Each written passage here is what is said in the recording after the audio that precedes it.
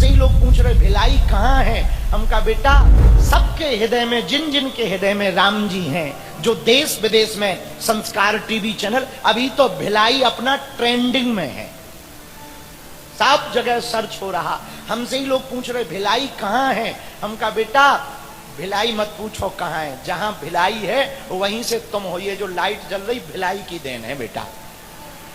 हाँ हाँ हाँ, ये जो लाइट जल रही ना भिलाई की देन है। बोले मतलब? हमका कोयला यही निकलता है, ना कोयला निकलेगा ना लाइट जलेगी। और बेटा लाइट ना जलेगी ना तो रात में किसी की गाड़ी में कोई और चाबी घुसेड़ेगा, हाँ पता ना लगेगा।